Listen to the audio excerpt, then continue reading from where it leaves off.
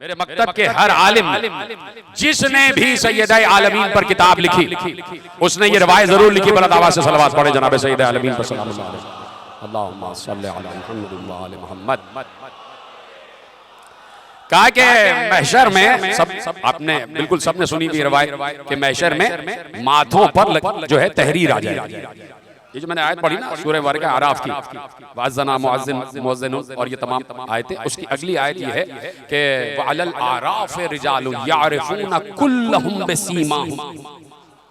कहा कि आराफ की बुलंदियों पर कुछ मर्दाने खुदा होंगे जो सारे अहले महशर को उनके माथे पे लिखी हुई तहरीर से पहचान लेंगे। माथे पे अभी भी तहरीर लिखी हुई है, ये बात याद रखिए। और ये जो दुनिया का मौका है ना, इसमें मौका है कि चाहो तो तहरीर बदलवा लो। ये जो हयात का मौका है इसलिए कि चाहो तो तहरीर बदलवा लो और वो तहरीर लिखवा लो कि जिसकी वजह से अभी जो मैं रिवायत पढ़ रहा हूं उस रिवायत के हकदार हो जाए। देखिए दाब्बतुल अर्ज़ लिखा है, दाब्बतुल अर्ज़, दाब्बतुल अर्ज़ का मतलब कहते हैं कि हशरातुल अर्ज़ या परिंदे या कोई चौपाए जो दुनिया में इधर उधर फिर रहे हैं। लेकिन जब तफसीर मासूम में तो दाब्बतुल अर्ज़ से मुराद अली इब्न अबी तालिब कि मौला क़यामत से पहले आएंगे और मौला के पास एक मोहर होगी, कोई देख नहीं पाएगा। आज भी फरिश्तों को कोई देख नहीं पाता, कोई देख नहीं पाएगा। मौला हर किसी के माथे पर मोहर लगा देगा, ये मेरा है, ये जहन्नम का है, ये मेरा है, ये जहन्नम का है। वो मोहर हो जाएगी। यारिफून कुल्लम बिसीमाहुम, सबको वो उनके माथे पे लिखी हुई तहरीर से पहचान लेंगे। ठीक है। अब रिवायत आई कि शहजादी आलम आएंगी मैदान महशर में और सब उनके सामने हो रहा होगा। ये जन्नत का फैसला, जहन्नम का फैसला, हश्र नशर हिसाब किताब, ये सब कुछ सवाल जवाब सब हो रहा होगा।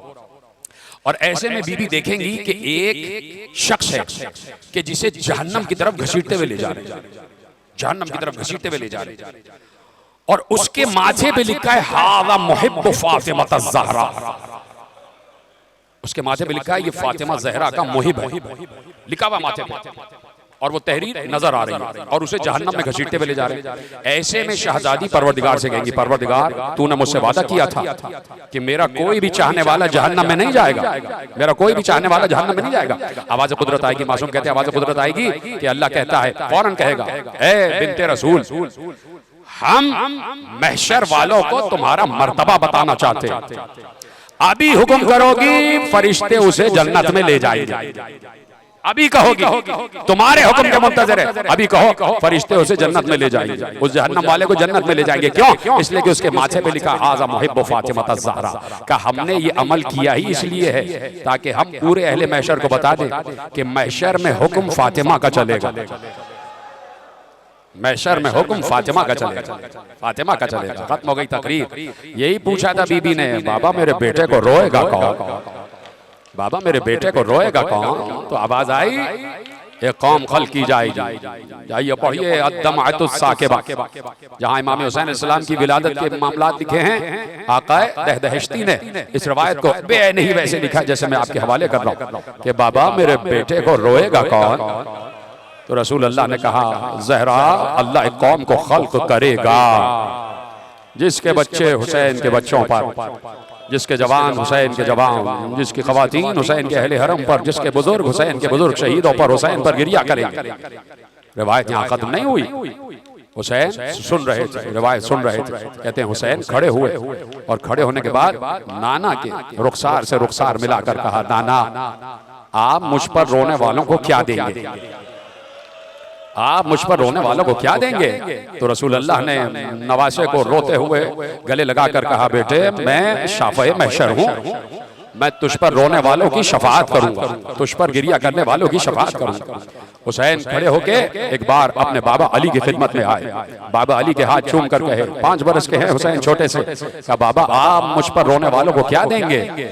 बाप ने बेटे को सीने से लगाकर कहा, बेटे हुसैन मैं साक़ी कौसर, मैं सबको कौसर के जाम से सैराब करूंगा, मैं सबको कौसर के जाम से सैराब करूंगा।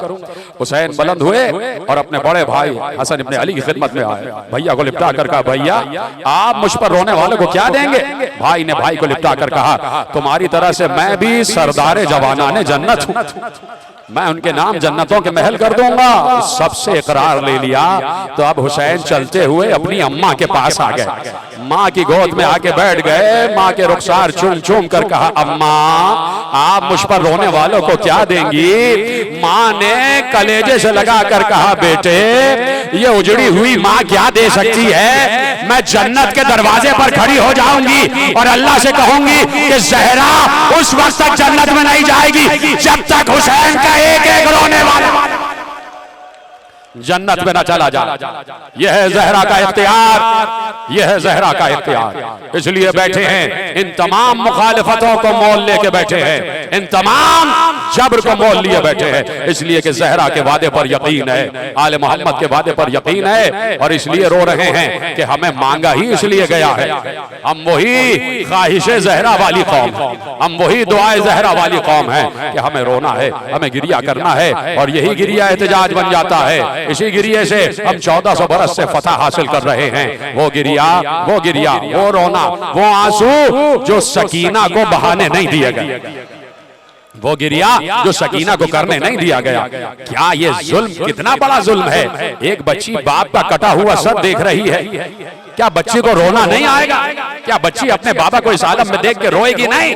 और बच्ची रो रही है तो बच्ची को तमाचे मारे जा रहे हैं। खबरदार, अगर तुम रोई तो तुम्हारे मुंह पर और तमाचे मारे जाएंगे।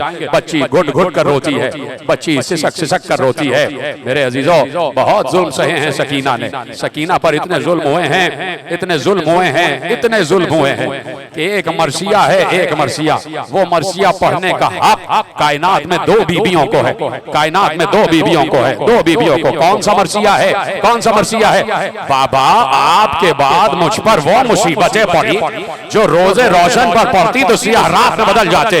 या तो ये मरसिया पढ़ने का हक मदीने में फातिमा जहरा को है या शाम में सकीना को है। बाबा, आपके बाद वो मुसीबतें पड़ी जो रोजे रोशन पर पड़ती तो सियाह रात में तब्दील हो जाते। जितने मसाइब 18 बरस में दादी पर टूटे हैं, वही 4 बरस में पोती पर टूटे हैं। सकीना, ये बात मक्तल में लिखी हुई है कि बाज औकात देखा गया कि सकीना झुक झुक कर चल रही थी, झुक झुक कर चल रही। बच्ची के हाथ बंधे हुए थे और बच्ची झुक झुक कर चल रही थी, बिल्कुल वैसे ही जैसे फातिमा जहरा की कमर झुक चुकी थी। इतने मसाइब सहे सकीना ने, इतने मसाइब। क्या ये कम है? ये तो कम समझते हो ना। हालांकि कम बात नहीं है कि 4 बरस की रुखसार, बच्ची के रुखसार पर तमाचे मारे जाए, ये कम जुल्म नहीं है। लेकिन जुल्म की इंतहा यह है कि उसी बच्ची की पुश्त पर ताजियाने भी मारे गए, दुर्रे भी मारे गए, यतीमा को दुर्रे भी मारे गए। सकीना की पुश्त भी फिगार है, सकीना की पुश्त भी जख्मी है, सकीना की पुश्त भी जख्मी है। बहुत जगहों पे ऐसा हुआ है। नालैन तो सकीना के पाँव में भी नहीं है, नालैन ज़ैनुल आबिदीन के पाँव में भी नहीं है। आखिरी जुमला सुन लेना, आपने गिरिया किया, यकीनन माले मजलिस अदा हो गया। आखिरी जुमला। अब बहुत जगह ऐसा होता है कि जैसे ही शहर करीब आता है, जैसे ही शहर करीब आता है तो सैयद सज्जाद को नाके से उतार दिया जाता है और सैयद सज्जाद नंगे पाँव, बरहना पाँव चल रहे होते हैं। तपती हुई जमीन है, उसमें कांटे भी हैं, उसमें पत्थर भी हैं। वो सैयद सज्जाद के तलवों में चुभते जा रहे हैं। सैयद सज्जाद के छाले निकल आए और रास्ते में छाले फूटते जा रहे हैं, फूटते जा रहे हैं। उनसे जख्म है और जख्मों से लहू रिस रहा है और सैयद सज्जाद से चला नहीं जा रहा। मेरा मौला लरस लरस कर चल रहा है। सकीना ये मंजर देख रही है, सकीना ये मंजर देख रही है। सकीना को भी तो बरहना पाँव चलना पड़ता है ना, कैदियों को उतार दिया जाता है, बच्ची भी बरहना पाँव चलती है। आखिरी जुमला सुन लेना, जब कैद खाने की पहली रात आई, पहली रात जब दरबार शाम से होकर कैद खाने में आ गए, पहली रात आई, सैयद सज्जाद बैठ गए, सैयद सज्जाद बैठ गए। न मालूम कितने दिनों बाद बैठे हैं। मेरा मौला बैठ गया, तुम्हें कसम है चादर जहरा की, हाय जरूर कह देना। सैयद सज्जाद बैठ गए, सामने सकीना फूफी की गोद में बैठी है। सज्जाद ने अपने पाँव फैला लिया, सज्जाद ने अपने पांव फैलाए, ऐसे पांव फैलाए तो सकीना की निगाह भैया के तलवों पर पड़ी। सकीना ने देखा भैया के तलवों से लहू जारी है। सकीना फूफी की गोद से उठी, भैया के करीब आई, अपने बड़े हाथों से भैया के तलवों को सहलाया। भैया तुम्हारे जख्म, तुम्हारे जख्म, भैया तुम्हारे पांव दबा दो, तुम्हें दर्द हो रहा होगा। सज्जाद ने पांव समेटे, आगे बढ़ के कहा, सकीना तुम अपने पांव लाओ। अरे तुम भी तो पैदल चली हो, तुम्हारे तलवों में भी जख्म है। ये भाई तुम्हारे तलवों के जख्मों पर मरहम।